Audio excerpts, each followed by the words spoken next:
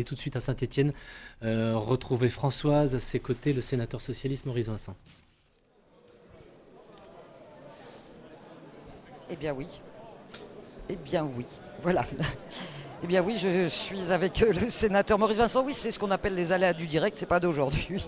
Je suis avec le sénateur Maurice Vincent. Merci d'être avec nous. Vous auriez 7 cantons sur 21. C'est une défaite. C'est une bonne nouvelle. C'est une bonne résistance. C'est pas une bonne nouvelle puisque nous n'avons pas progressé. Mais c'est une bonne résistance au regard des résultats qui nous étaient promis. Moi, je salue vraiment l'élection de tous ces candidats de gauche, en particulier celui d'Arlette Bernard et de Pierrick Courbon, puisque Pierrick Courbon est un de nos jeunes conseillers municipaux à Saint-Étienne et que, du coup, Gilles Artigue est battu, ce qui est l'événement local, à mon sens, l'événement départemental de ce scrutin. Pour le reste, c'est une bonne résistance, comme on a plutôt une bonne résistance, d'après ce qu'on me dit en France, au regard de ce qui était attendu.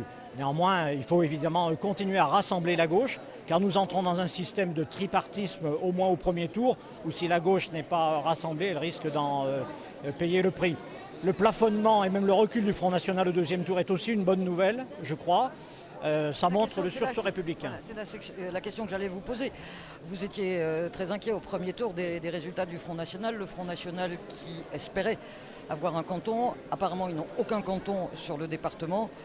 C'est plutôt un soulagement. C'est un soulagement. Ça montre que le rassemblement de la gauche et des Républicains a été important et a limité cette progression, ce qui était indispensable. Il y a trop de remise en cause de nos valeurs, de nos principes, quoi qu'en dise le Front National, trop de danger derrière ce parti pour qu'on lui donne plus d'importance. C'est quand même un vote à plus de 30% au premier tour que vous prenez au sérieux. Mais bien sûr, c'est un vote sérieux et inquiétant, qui exige le rassemblement de la gauche, qui exige aussi dans nos propositions un certain nombre d'évolutions pour répondre davantage à l'inquiétude des Français sur tout un tas de domaines, évidemment dans le domaine économique en premier lieu.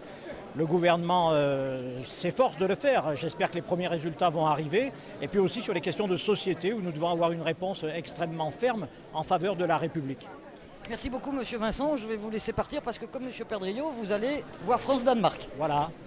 Je vous remercie. Voilà. Merci.